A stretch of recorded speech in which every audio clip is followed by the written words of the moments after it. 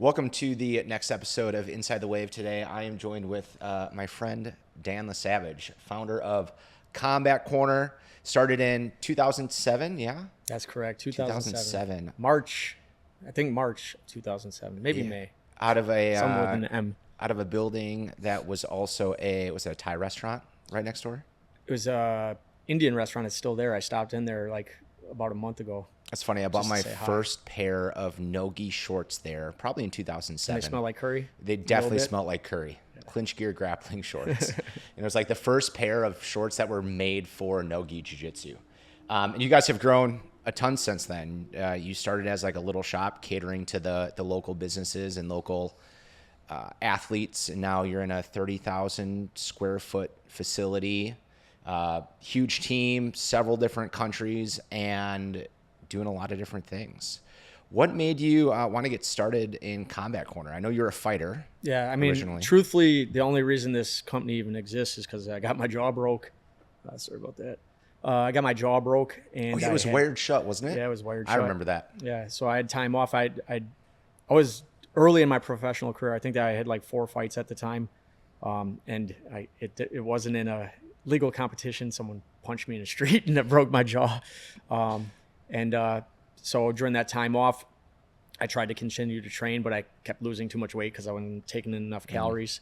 So I was like doing nothing. So one day we were driving around, and I've had all sorts of little businesses throughout my history, and it was just one of those things, like we were talking about gear and equipment within the space and how you couldn't get anything that was good, and there was no availability whatsoever. And I mean, it was like that. It was kind of just almost ridiculous how it came from nothing. There wasn't like a big plan put into place because we were talking about it. We saw a space that was empty, and in 3 weeks we were open. Yeah, so to kind of frame what 2007 was like, at least from my perspective as an athlete, I didn't own my academy yet, but I started jiu-jitsu in 2007. I was a fresh white belt. If you wanted a jiu-jitsu gi, there was a local judo place that made judo gis, Yeah. but for jiu-jitsu. Yeah. And like that's where everyone got their gi from. My first gi was from there too. The only other place that you could really get a jiu-jitsu gi was like at a tournament, and you go to a tournament and Gameness had a booth there, and you would buy a gi from that tournament. And e-commerce wasn't big yet either. Like we didn't hit a huge e-com boom where you could just go online and there were a million manufacturers of equipment. If you wanted a pair of gloves, they were consumer level Everlast ones from whatever Dunham's Sporting Goods was probably around back then. Yep. So you guys recognizing the growth in the sport was like, oh, people need better equipment. Yeah. That's exactly the case. So like throughout that training, we were bringing in a lot of stuff from Thailand. Like we were training with Windy and Twins and various Thai brands, because that, in my opinion, not only then but now, the Thais make some of the best equipment in the world. Was something you couldn't get here. Like there was even online, there was really not a lot of places to buy authentic, Thai made gear here in the United States. So yeah, like most people would be, going into like, we didn't have Dick's even back then. Dick's wasn't even around here. Yeah. That was, it was like Sports Authority and stuff like that. And you'd get the cheap Everlast gloves, and that's what people were training in. So, knowing that there was nowhere to get the stuff, that gave us that. And then it was really setting up those relationships with the vendors that made those products that were at a pro grade product, including Gameness. Gameness is now owned by Century, so they're not good. So don't buy Gameness anymore. But Gameness at one time was one of the innovators in the U.S. space for jiu-jitsu uniforms. Yeah, awesome. And with all the growth that you guys have had over the years, you have fighters in essentially every single fight league, Bellator, UFC, One, all of that stuff. A lot of top tier jiu-jitsu athletes. I know you're also doing a lot of wrestling, so you have a daughter in wrestling. So now you're doing singlets and wrestling warm-ups and all that gear. And you've also given a lot back to the community with tournaments and helping local organizations, giving them space to do training and helping with equipment and stuff like that. So you could tell that you're seriously passionate about really helping the entire industry level up as a whole. Yeah, I mean, combat sports, this industry is my life. I mean, once I jumped into it, it consumed everything, and then it still has to this day. And there's always things that are opportunities for more. It's not individually just about, me or my brand. Like you said, with the current gym situation we have at our headquarters, that was purely built for the nonprofits to use. Now, do we use it for some other things? Like we run some open mats, we'll do some seminars or things like that. But in general, it was built for city champs and it was built for a youth wrestling club, all of which are free. Actually, the youth wrestling club does have a small fee now, but it is a nonprofit. But the city champs program is 100% free. And it services the north side of Milwaukee, which is one of the most underserved areas in the whole city. And I think your open mats are really cool because a lot of times open mats are held on someone else's like turf, where it's still an open mat, and most people in the community are really cool with each other. But I think it's really special having this neutral, it's completely unaffiliated, neutral area that people can just come and grapple or kickbox or whatever it may be. I think people feel that way too when they come in, because you'll see a lot of other open mats. It's going to be heavy for the host gym. No home court. Yeah, it's going to be heavy for the host gym, and then there might be a couple people from other gyms. But really, with ours, it really is cornucopia. Yeah, cornucopia. I always say it for utopia, but I like it. But in general, a lot of people coming from a lot of different places, and it's one of the best ways to kind of see that what you're doing at your gym transfers over with people that aren't people you roll with on an everyday basis, or aren't being taught that same kind of either technique basis, or even if you're at a gym that doesn't teach technique. Yeah. So you briefly talked about Thailand having some of the best equipment. So let's take a perspective on like shitty equipment, shitty gear, shitty apparel, whatever it might be, and like the best. What do you think when you say something is like really high quality, what are you looking at from a vendor perspective? Because you sold a lot of other people's equipment, but now you make a lot of your own out of a bunch of different places, including the US. So like what makes a good product? So when I talk about one country making good stuff, there's a lot of countries that can make really good stuff. And in fact, any country can make really good stuff. It comes down to who's running the operation, what equipment's available, the raw materials, and then the systems that are in place. So that's why major brands can leave one country and go to another country. Not really in our space, but let's say like Nike. Nike can be like, no longer operating in Vietnam. Now we're going to operate in Nicaragua. They can do that. So it really doesn't come down to the country. The reason that whole Thai end, when we're talking about Thai boxing equipment, is, that's the national sport there. So they have a true understanding of the product beyond just making the product. A lot of the resources are there because of that reason. So that makes it like, an easy spot to start with. But there's other great places making great products. And that's the same thing with us. When we started doing our products, it was finding out who did what best. And that's why starting as a retailer, it was very easy to find that out. We carried all the other brands. We found out their sales process, their marketing processes, their products themselves, feedback from customers that was unbiased, because in general, a lot of people are going to tell you, if they know it's your product, they might be sensitive to you, right? As opposed to like, if it's someone else's stuff, they'll tell you straight up, they'll be like, that product's really great, or that product sucks. Yeah. So we learned a lot from that. We took all the best pieces of each thing, sales process, marketing, product, creation, and then we started that way, right? And that's why I think earlier before we were on camera, I was talking about that imitator phase. I think most people in product design, branding, whatever, start as imitators. Same with music. They start imitating, and then eventually they start innovating, and then eventually it becomes their own. We've been in business 18 years now, so pretty much everything is our own. And those phases of imitation, we see heavily based on our stuff now. So, I don't get too mad about it. We just keep moving. So our stuff is ever evolving and ever changing. So usually by the time our stuff is kind of duplicated or copied, we're already on to something else anyways. Where do you typically see other brands and other manufacturers falling short of having great products? Is it material? Is it quality of how it's put together? Is it potentially false advertising? I mean, it could be all of those things. It really can. And depending on the brand, I could probably point out each one that they're failing at. And I'm sure other brands could point at ones we're failing at. But in general, when it comes to the product itself, a lot of it's going to be related to cost. A lot of it's going to be related to a company's, I'd say, tenure. How long have they been around? If they've been around a long time, which we have too, but we don't rest on that. A lot of companies, they make something, and that's it. They rest on that. They'll make that same product for like 15 years, never improving it. Like, we treat our products kind of like software without calling them .0s and stuff like that. So if you got this product and then let's say 09, and we're still making that same product now, it's going to be different. it's just been updated throughout time. It doesn't have a model year. I mean, it's kind of like Tesla, right? They Yeah. just keep updating it. And that's the approach we've always had. And when we started small, it was very easy because we didn't have crazy production runs where we got stuck with a bunch of garbage.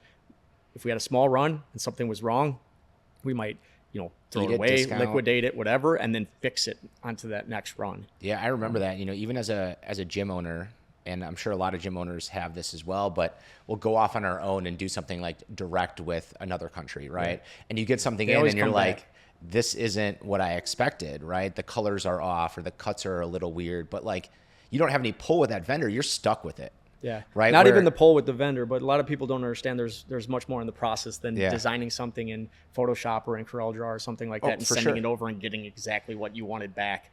You may get lucky. We've had customers that get lucky and then all of a sudden they get burned and then they come back. The thing is, yes, we have a lot of control. We have a lot of pull, but also we have things in place, systems in place, specifically when it comes to quality control overseas. We're not just letting them ship what they want to ship and just having to accept what arrives. It's not how our processes work. And I know working with you, you guys have like done rash cards for me, and you get the rash cards and the colors would be off, or some sort of little flaw, and you're like, hey Perry, we got the order in, we got to get this redone for you.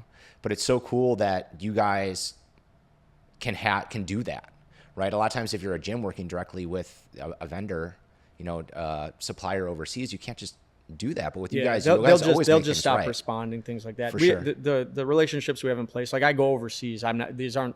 Yeah. I learned early, like initially I just treated everything like it was a business transaction. Then I realized that these are other people, these are other families, these are other businesses that have to be sustainable as well.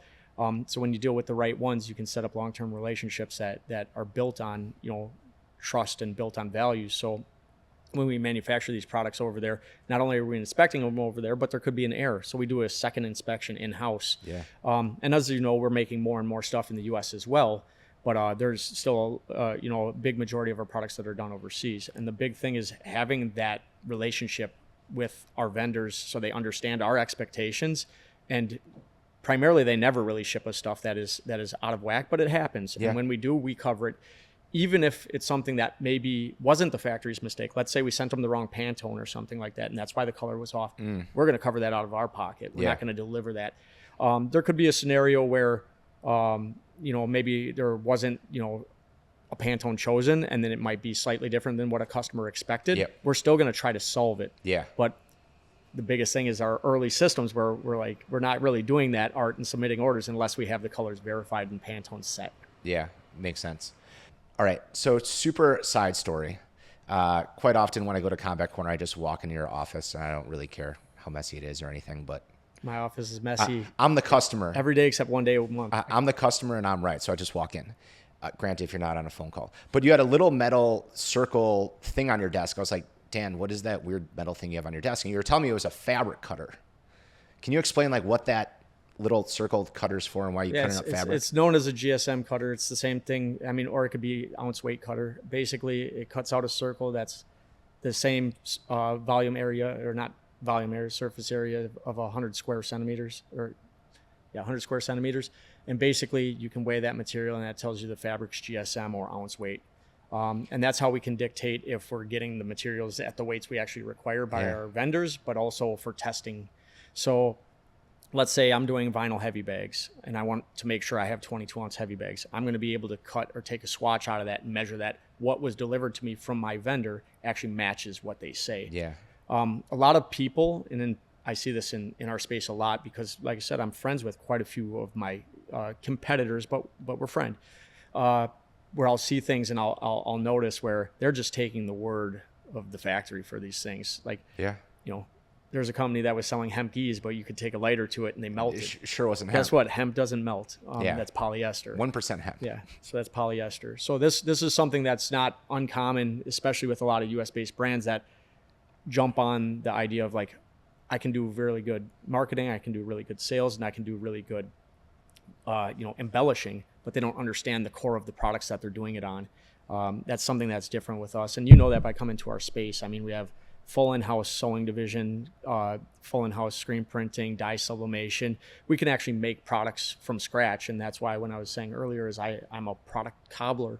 So I'll draw products up first. I'll do technical drawings, but I also like to take things and assemble them in a cobbler type way. Yeah, didn't until you I get take them like close. a sewing class or something? I To, did. learn I how to, actually worked. build I actually stuff? worked developing a sewing class with MATC.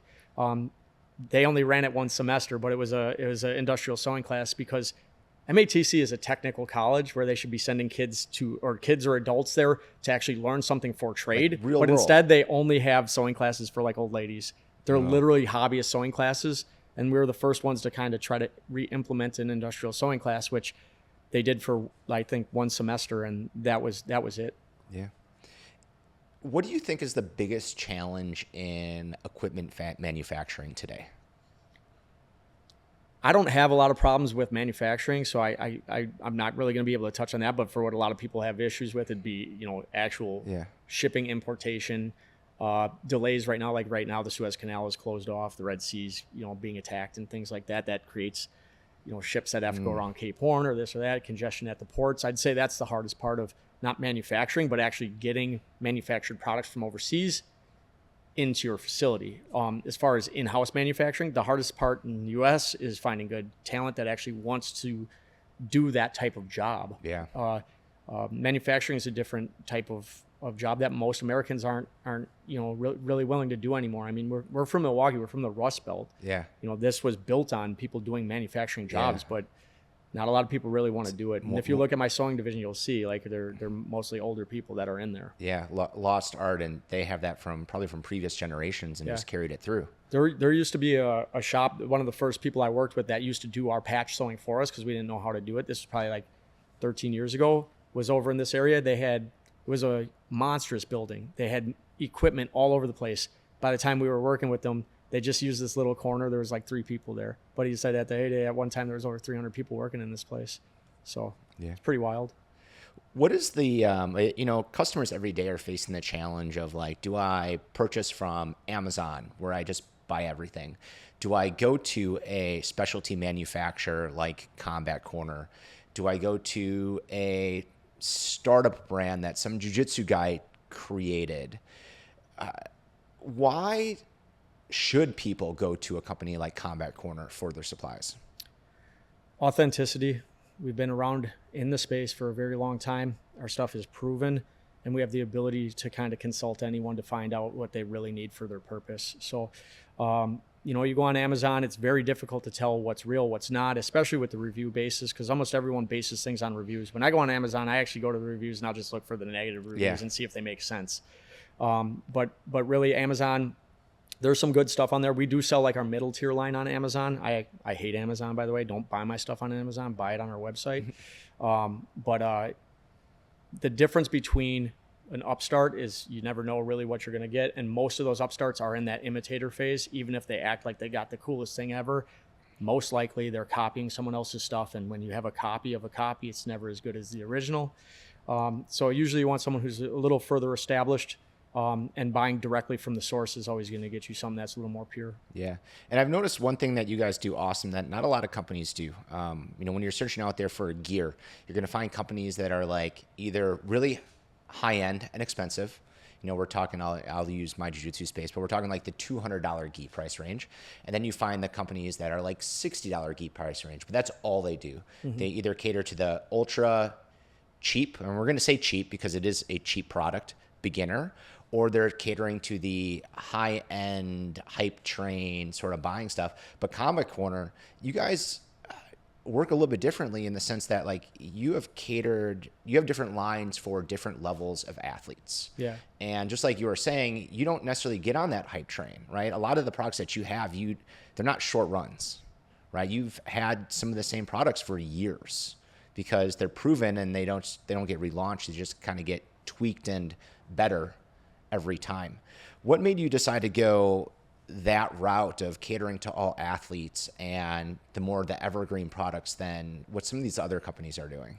Well, truthfully, there is a need at all levels. Our big thing has always been to have at minimum 3 tiers. And of those 3 tiers is to make the best item in each tier.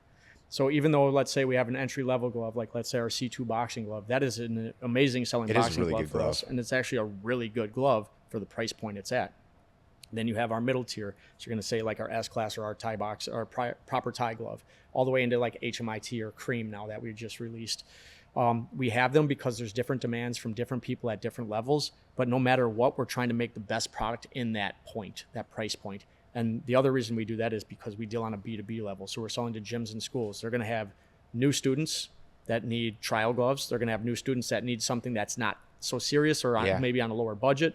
Then people that are moving up in that ladder all the way up to pro. And then same thing goes for different areas of the country. Some people, in this state might not be able to afford is what people in this state can afford. So that's why we kind of did that. And the reason that really hit and did well for us, because when we started, we kind of pushed our product as a house brand. Yeah. So a house brand is always going to be a little cheaper, right? Yep. You go to Walgreens and you buy, an Advil or whatever, they're, just ibuprofen versus Advil. It's going to be cheaper. Great value is that? Yeah. Whatever it is. But, truthfully, you look at the core of it, it's the same product. In fact, most of them are made by the same company, actually. And in this scenario, as we started going from that early phase of imitation and, minimal adjustments to copies all the way into that innovation/creation stage where we were creating truly unique stuff that had kind of addressed all the pain points of those products initially. Then we were able to go into these middle and higher tier price points that fit people's needs, that were willing to pay those amounts because we were using, say, higher end materials or more expensive labor or higher end finish, pieces. Yeah. Let's say like on a product where you have certain packaging or a product where you have certain trim labels and things like that, that kind of raise the bar of the customer experience, but at the same time, they cost more. And I don't want to leave out the fact that you guys will take almost any of those lines and do them fully custom for a gym. Yeah, we protect a few items, but almost everything we have available in our whole catalog, we'll do custom. We do most of it in a scenario where it is co-branded. So we'll have, let's say this promotion or this gym or this space. Yeah. The cool thing is that we've always really cherished our small gyms because when we were starting, that's who bought from us. So we've never taken away the fact that we give our small gyms the same price as we give our large gyms in our wholesale program and all that stuff. And the ability for them to do custom, we love that. But we also help guide them into the correct products to waste their money on. And I say waste their money on. Gym owners we are not product designers. Yeah. We're not branding experts. We're not anything when it comes to equipment versus besides the fact that I know I like a gi when I'm wearing it. Well, I always talk with these new gym owners who are like, I want custom everything. And then I talk to them and I'm like, what is your purpose for having custom everything? Well, I want people to see my logo and know the gym. And I'm like, so those 8 items you just mentioned out of the 9 will never leave your gym. So the only people that are going to see them are your already existing members. So where do you think we should spend your money, your budget? Get some t-shirts and sweatshirts. Yeah, products that are going to leave your gym. T-shirts, hats, bags, things like that people are going to see someone wearing in public and ask them questions about it, and then they can be your walking billboard. Yeah. What kind of safety standards do you guys have? I know most of your products that you've had some iteration for a very long time. So when you reiterate a glove, maybe it doesn't have to go through full blown, Dan putting it on and hitting a bag 500 times, making sure his hand doesn't hurt. But what kind of testing do you guys go through from not just a quality standpoint, but from a safety standpoint? So when you buy a glove, you can ensure that it's not gonna, it's gonna be good on someone's hands. Well, you're exactly right. Where most of our new stuff is, renditions or has pieces from pre-existing stuff, which allows us to kind of speed up that process. But any true reiteration, where we actually redesign elements and things like that, we always test. So we always bring in, we always sample. We're always putting it on specific athletes. Like you said, we have a pretty big team of both our pro team, which has about, I'd say, 30 plus current, world level athletes. And then we have our ambassador team, which has about 1,200 members that are part of our ambassador program, where we'll get these products out to them and they'll try them out and test them. We'll give feedback and stuff like that. But even prior to that is, yes, every product that's created in my brand goes through my hands first. I've had experience over however many years where I have a true understanding of fit, feel, materials, and truthfully, like if something's going to be dangerous or not when it comes to the way something fits or the materials used. That's just something that I think, can't really be, it's not a talent. It's something that's learned over time. Yeah. All right, let's pivot away from manufacturing. Let's look at your perspective on combat sports in general. And we're going to go through we'll lump wrestling in, not professional wrestling. We're like collegiate, high school wrestling, Olympic wrestling. If you want to throw in some Macho Man, WWE, we can. Jiu-Jitsu. I call it the WWF, brother. Yeah, grappling, UFC, all those things.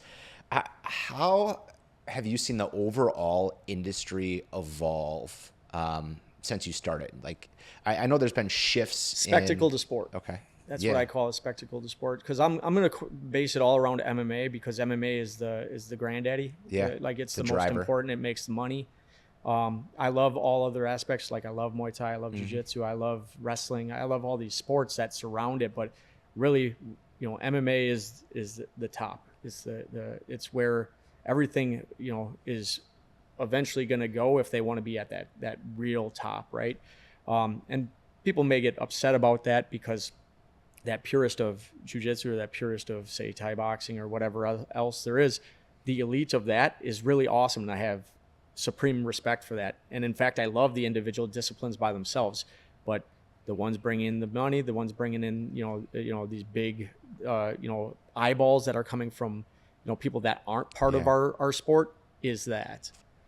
So when I say spectacle to sport, I would say up until about 06-ish, it was a spectacle. And sure. 07 on, it slowly started migrating, and then probably around 2010, 11 is when it fully went to sport mode. And obviously it's entertainment sport at this point still, because it is purse driven and matchmaking driven as opposed to like league driven. Yeah. But you have kids that are being, raised in the discipline of MMA now.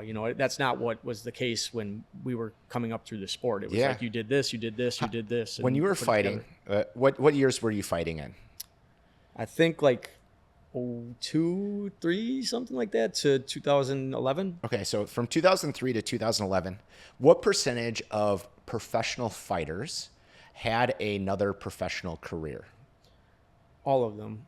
That's crazy. I don't think there was anyone that just came, like, I'm not going to say that. There's some people that, not because they had good money, just because they didn't do shit, weren't working. But like in general, there wasn't enough money in it unless you were an elite level guy in a major promotion making major money to be able to live your life with just that. Like most of them, if they were really into the sport, they were probably teaching or probably running a gym. Yeah. If they were but they're not outside of making that, it through fighting though. Yeah, if they were a fighter, a lot of the fighters had normal jobs. Like I worked before I started Combat Corner, I worked as an auto mechanic. That's what I did while I was fighting. I mean, back then in that level I was at, there wasn't that much money involved, that's for sure. What do you think that percentage is today? If you took the top 50 professional fighters, how many of them do you think that's all if you're they talking do top is fight? 50 across all sports, they shouldn't be working, but like working normal jobs. If you're talking top 50 spread across all the combat sports, that's true. They shouldn't be. But if you're talking about say let's say even top 15 in the UFC, I think some of those guys are still working jobs. Yeah. You know what I mean? And not working jobs because they want multiple income streams. Because they need money. They need the money. I mean, if you're getting paid, even the pay has gone up quite a bit for some of those guys, but still, let's say it's 30 grand or something like that for a fight. And you're going to fight twice a year. That's by the time you have your manager fees and, taxes and everything else, it's not enough money. So they definitely work other jobs. And people will be like, well, what about sponsors and this and that? Those guys that are at the bottom, they ain't getting paid by sponsors. Yeah. What do you think? So by the time this episode airs, the event's already going to have happened, but the Craig Jones Invitational, touting itself as the highest paying purse in a jiu-jitsu event, grappling event ever. What do you think something like that's going to do for the sport? Do you think it's actually going to drive the needle? Yeah, I think it's great. I think it's smart. I think it's the way he does things is hilarious to me, but also cringe. Like it makes you take it less serious because of that. But I love him and Gabby's stuff. It's hilarious to me. But in general, all it's going to do is going to push ADCC and these other organizations to put out more money. They have to. I mean, the fact that they're blaming the fact that their venue that they booked is expensive, even though it's like sold out. Like they booked T-Mobile and sold it out, right? Yeah. Is that correct? if you book T-Mobile, sold it out, you have a huge gate. They have licensing deals with Flow. They have international licensing deals, and they have money we know where the money's coming from to begin with. Those guys should be paid a lot more than they are. Yeah.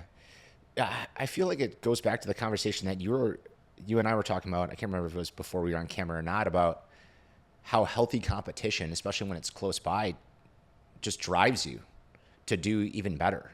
Yeah, competition is a necessity. When you have one organization or one employer, like look at most towns that in our area in general, like the Rust Belt, where they had a city or a town that was like completely ran by one employer. Yeah. You know how bad that is when they fail. That's you know true. how bad that is when they control everything, because basically you can't do anything about it. So having multiple organizations in combat sports competing in the same space is what's going to drive, not just athlete pay, but drive for better cards, better talent, better production, better experience. Yeah. Cool. Well, let's talk about wrestling. The wrestling daddy. So how old's your daughter who's wrestling now? She's 11. Awesome. And you're traveling like all over. What team is she on, and what kind of we competition we is she jump on doing? different travel teams and stuff like that, but the one that we travel with a lot is called Badger Girls Elite, which is a Wisconsin initially assembled team, but we do have girls from out of state wrestling. Nice. How many people are on that traveling team? It depends on the duel. Like when we go, this is all based around a duel. So that most of these girls don't practice together. Some of them are from the same team, so they practice together. It's like an all-star team kind of. Yeah, they're all-star teams. So it's not really, anything that I'm in control of. I'm just more of an assembler at this point, where we find people that are at a certain level to wrestle together so they compete against the other best people in the country. Yeah. And a lot of them have built really strong relationships and bonds, and it's pretty cool. And then in the past, we've held little camps and stuff so they can train together, like as a team. But I would say most of the duels when they're K through 12. So that's the thing in boys wrestling. They'll have like 8U, 10U, 12U. And they'll have teams for all those age groups. There's so many more. Yeah, because girls wrestling is smaller, even though it's growing, it's still K through 12. So you'll have a girl that's 5-6 years old on the team with, a senior in high school. And it's been growing super fast recently, right? Like, I feel like I just saw a stat. They say it's the fastest growing sport in the country for the last probably 4 or 5 years, and it is. It's monstrous. I can see its growth, from pre-COVID to then COVID, and then this explosion thereafter. I know I believe the USA numbers or high school wrestling had jumped up like almost 50% from or 100% actually from like 27,000 to like 54,000 or something like that. So what do you think's driving that? Both wrestling as well as the women's wrestling. I think opportunities first, visibility, and then similar to why jiu-jitsu does very well with females. It's something that they can do and they can compete in that wasn't offered really before, but they're good at it. It's not one of those things where really a male or a female is good or bad. Like obviously there's differences between male and female in wrestling, specifically in like, let's say strength or size or this or that. But technically they're badass. Dude, I see it in my kids' jiu-jitsu classes. The girls are some of the brightest, most technical. As far as youth students, they're the easiest people to work with. They're definitely easier to work with when they're those age groups of like, let's say 7 to like 12 years old. Let's wait till they're a teenager. See what happens. Yeah. But speaking of like women's wrestling, is obviously the Olympics that just took place. The women's team did pretty well, and like Amita Lore, she won gold. She's 20 years old. She's won the world championships a few times, and she's also a jiu-jitsu purple belt. I expect at some point, most likely, because she's so young, she'll probably stick with wrestling for a while. But I could see her, jumping in and doing some grappling stuff, and then eventually fighting. And I believe 100% she'll be a world champion. I was gonna say, do you see a lot of the girls either coming from jiu-jitsu or also training jiu-jitsu in the future? Or do you think most female wrestlers, like that's kind of their niche and that's what they do?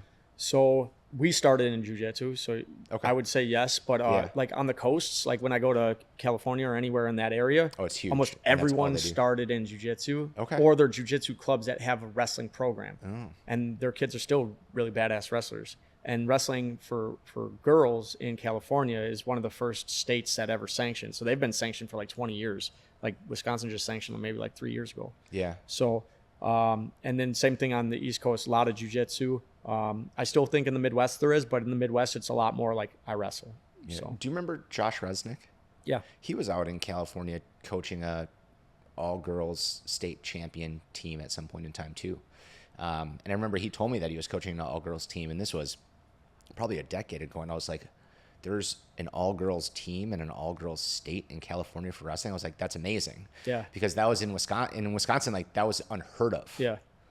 And it's grown drastically even with this implementation of like the girls state series and all that stuff. And I think it'll continue to grow. And I think it's great for not only the sport, but it gives opportunity. And I think that's potentially why it's growing as well too, is because there's a lot of opportunity. So when I say that, I mean, there's a lot of D1 or D3 and D2 schools, but also now more D1 schools that are entering in the college scene that offer, a sport that either kids want to continue to compete in as they go into college, and some that are available with scholarships. Yeah. So I want to get your perspective on this. One of my previous episodes, I had Steve and his daughter Audrey, both jiu-jitsu students of mine.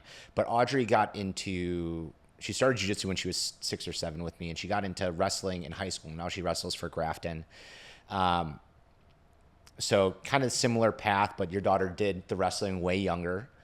But you're both, combat sports people. They were both combat sports people. Do you think it's different, you being a combat sports dad, not just like a fan, but like you can actively do it? I know you get on the mat sometimes. Do you think it's different than like a lot of other relationships that parents have with their kids, where the parent doesn't really do anything, they just put their kid into it? I hate parents. So, I mean, we've talked about this. We ran jiu-jitsu tournaments together, and really in the youth portion of it, the hardest people to deal with are the parents. I definitely feel that having experience and actually having done something makes you a little bit better to deal with. That's not always the case, though. Yeah. I still deal with people that are crazy that, come from the space, and I'm not perfect either. Yeah. But I think it's something that at least you understand it, especially when you have and demand things of your child. Like, so let's say I want to push my kid into this because I want to live through them, and they don't really want to do it. How do you get a child who doesn't want to do something to like or eventually love it? Like, you have to nurture that. And if you can't nurture it and you just try to force it on them, it's going to fail. And most likely they're going to hate you for it anyways. Yeah. So I definitely think there's value in understanding it. So I think, if you have not competed or trained in anything and you want your child to do it, at least research the hell out of it first, so you don't come in being a crazy person with your opinions and ideas, but just having emotions, no bearing. Right? Like, they have no bearing. It's like a lot of times when we were running those earlier tournaments, a lot of people had never experienced competing before. So they would complain, and then they would go somewhere else, and they would come back and they'd be like, "Oh my God, you guys are so good." Well, yeah, because you have no bearing. Yeah. Like, I hate people. True. Like, people are like, everyone deserves to have an opinion, and everyone does, I guess. But if your opinion is baseless, if you have nothing to compare it to, your opinion is kind of pointless to me. But I also think you do something unique that a lot of other parents don't do, is like you actually will go on the mat with your daughter. You'll lift weights with her. How do you think that impacts her development as an athlete versus, a parent that's more, on the sidelines cheering along?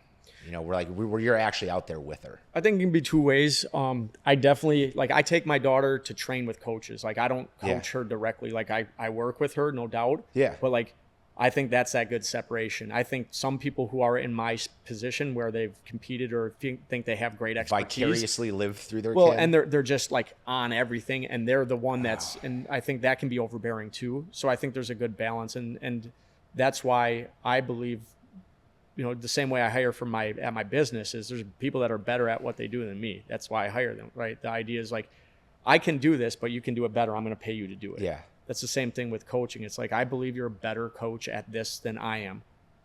I'm going to drop my child off and you're going to coach them. Yeah. Right.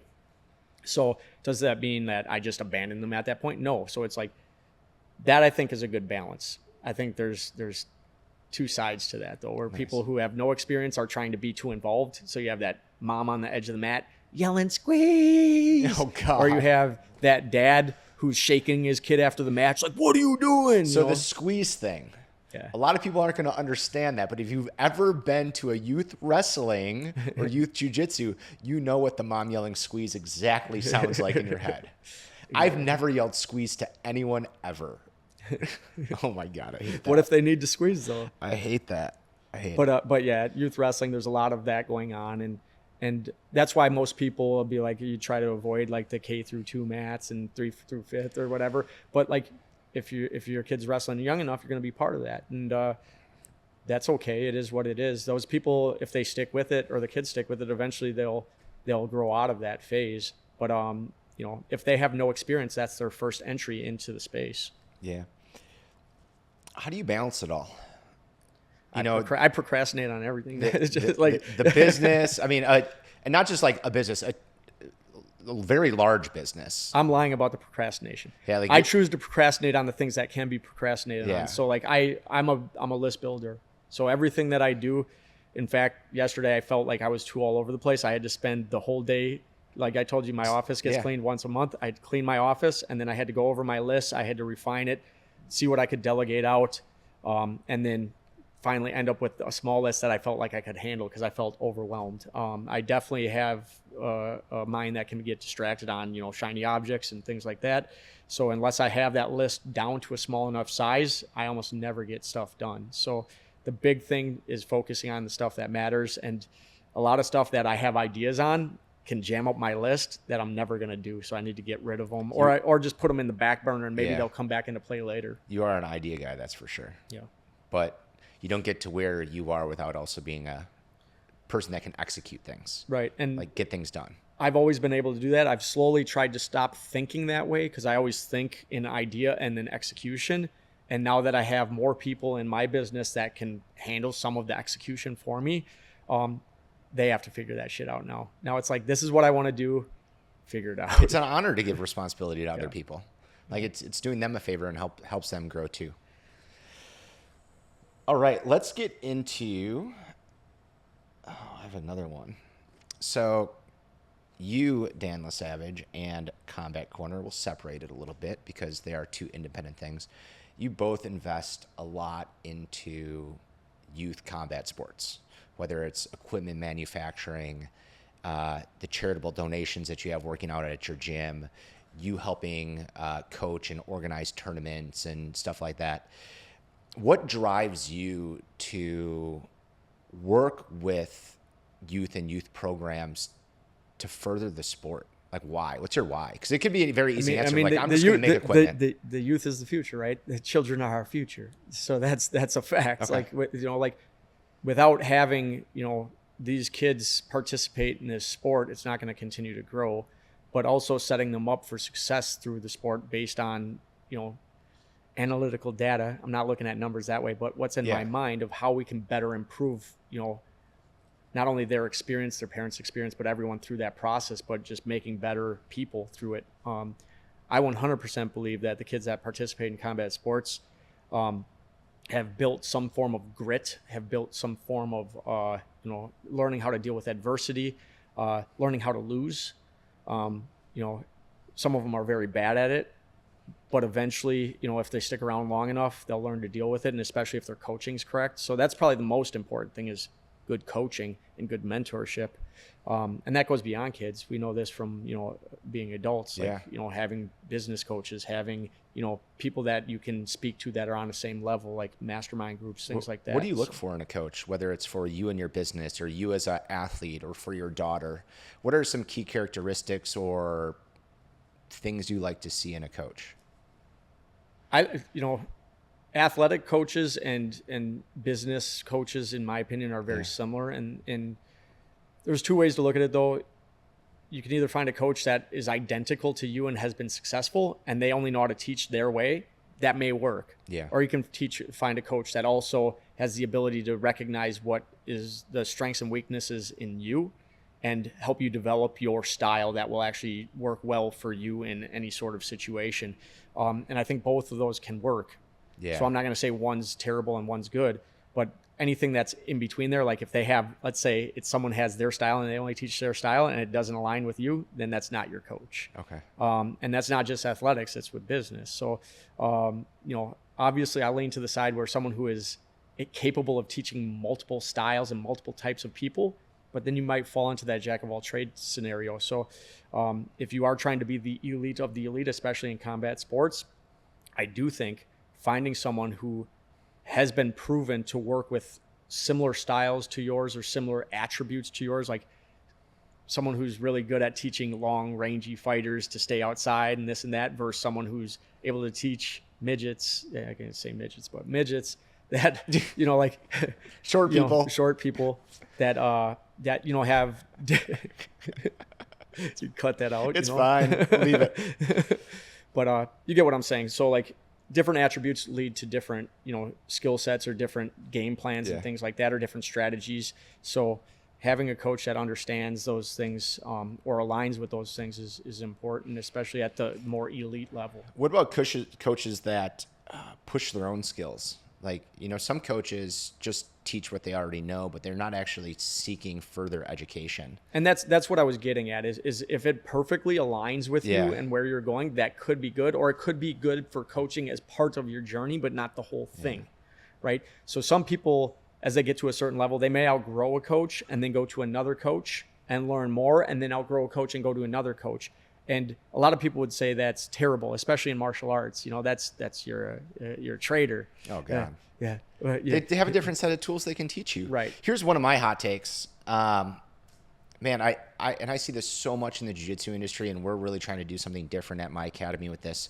But a lot of coaches, when they think that they're becoming a better coach, they're focusing only on developing more physical skills in their discipline. Like if I'm a wrestling coach and I'm becoming a better coach, it's because I'm learning more takedowns. It's not that I'm learning how to be a better communicator, how to relay knowledge better, learning how to work with different types of learning techniques, like styles differently and so on. How important do you think it is for coaches not to just work on further developing skill set, but further developing like raw coaching no matter what? So if we're talking about like mindset, if we're talking about understanding the scenarios and understanding the circumstance and understanding a lot more than just, put your hand here, do this, lift here. And then, or just the idea of pure volume of amount of moves someone can know. We know that the most elite people in most spaces have a limited amount of moves that they use. Yeah. Like I'm elite at doing these 3 things and no one can stop it. Yeah. How do you get there, right? Now it goes beyond that. It's like when you face adversity, like how are you able to deal with it? When you have something that is as simple as like you're walking out to compete and you trip and it kind of makes you feel embarrassed, and how do you get your head back in the game, right? It's weird how little shit like that can affect people, but it can. So a good coach leading into those scenarios can help you be ready for that. But even in those scenarios can help you. A lot of times in the fight game, you'll see when we have rounds, in between those rounds, you're not teaching stuff. Yeah. You know what I mean? Same thing in the locker room. I always laugh when coaches are teaching stuff in the locker room. Like, why are you teaching something new in the locker room? Right away. If you got a small adjustment or critique or something, like, okay. But in general, you're there to be supportive, get them warmed up, get them ready, build their confidence. So when they go out there, they're ready to compete with the best they can with what they have, because you're not teaching them anything in the locker room. But I lost track of what I was saying. Okay, because I think there's a set of skills that are just coaching skills, and no matter what you're coaching, you can develop those coaching skills. Whether I'm coaching football, or I'm coaching a business, or I'm just mentoring a person through something, or I'm coaching an individual in jiu-jitsu. I think there's like this concept of just learning tactics to be a good coach, right? That might be something like classroom management, how to talk so people will listen to you, how to talk so people feel inspired and influenced to do what you're saying to do, right? Do you see coaches working on that, or do you see most coaches out there are ones that just kind of naturally have that? Well, I do think a lot of coaches naturally have that, and you'll see a lot of athletes who are terrible coaches because they don't. Yeah. There are some coaches or athletes that come in, or non-coaches that come in that struggle and get better because they understand that's their deficiency, and they grow from it by learning, either through mentorship or just trials. Yeah. But a lot of times, I do think that people are either good or bad at it. They either have that built in them or not. And it could be, and when I say built in them or not, I don't mean they're born with it. I mean, we're talking about coaches. Most coaches are adults, right? Yeah. Whatever they've been through in their life, maybe the way they were raised, maybe the way they were coached, maybe the way that they, were taught in school, the way they learned themselves, or the way they struggled, or the way they excelled, all leads to how their abilities are to coach, as opposed to like I said, that talent aspect. I don't think anyone's just like born able to do that. Do I think like heredity or like, any of that stuff could come into that? Maybe. Yeah.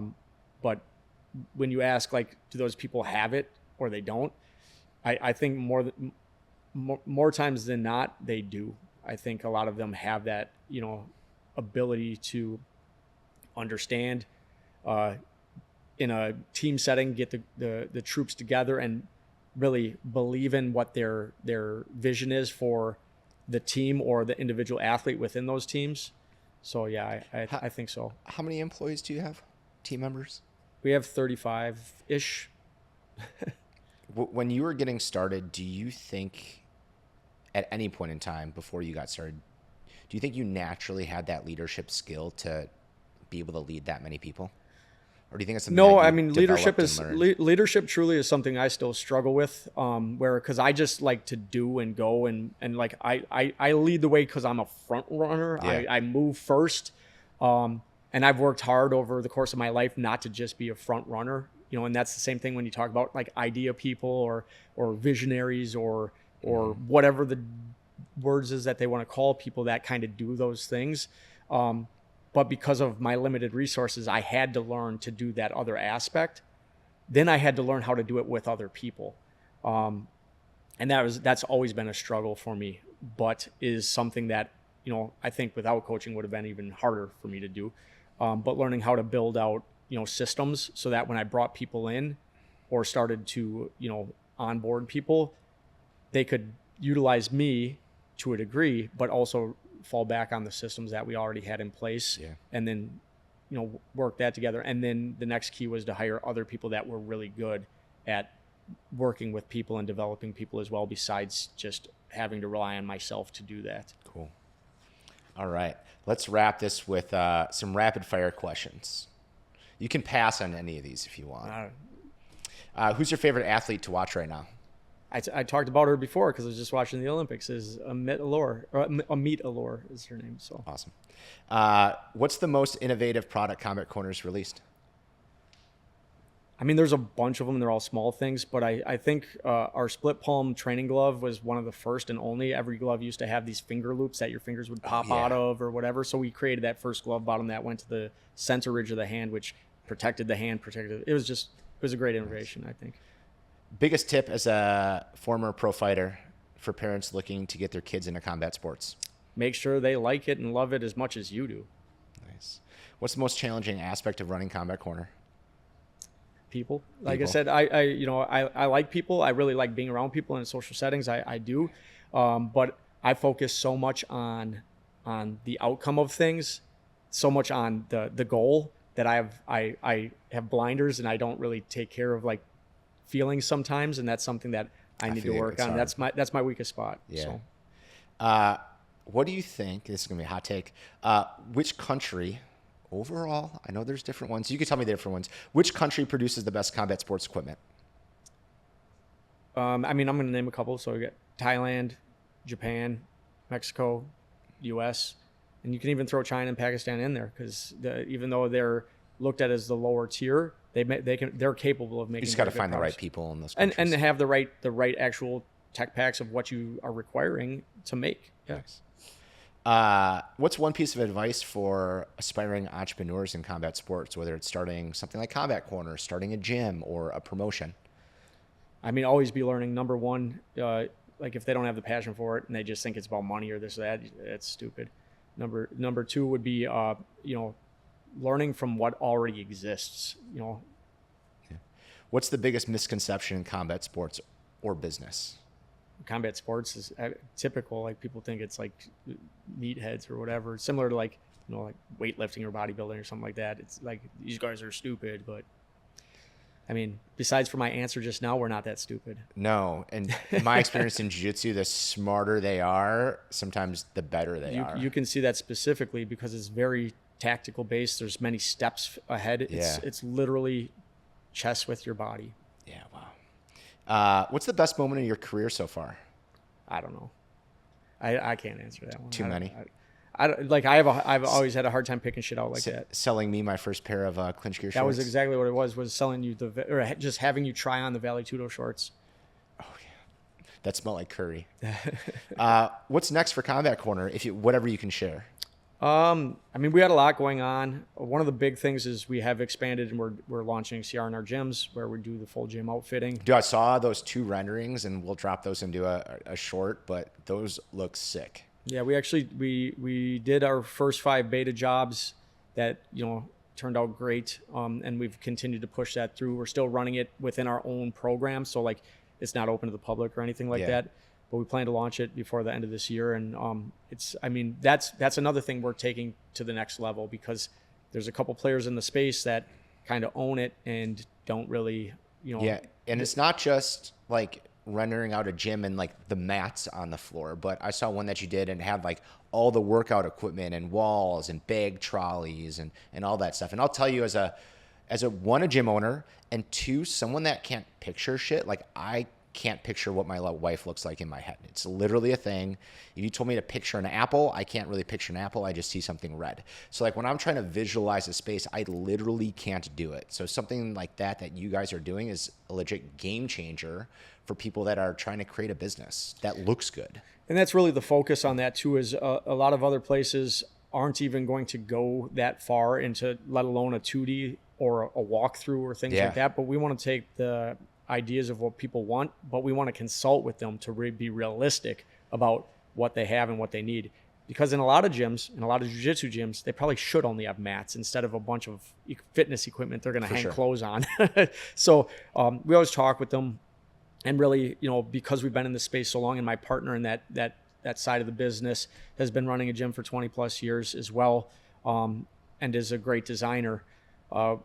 We take all those aspects together and we try to, design something that will not only meet their expectations, but really deliver what they need, as opposed to just being like, okay, you want this, we'll do it. Like we'll let people know if we think something's a bad idea or not. It's like you have an unfair advantage of all the experience that you have with all the gyms that you supply for gear, and seeing what the inside of their gyms look like and the layouts that they have, and knowing their program mixes between how many jiu-jitsu athletes, how many kickboxing, how many kids, how many adults, and all those blends. But also you're really good at merchandising. Like your showroom is beautiful, right? And people see it and it's like, it's clean, it's easy to find what you want.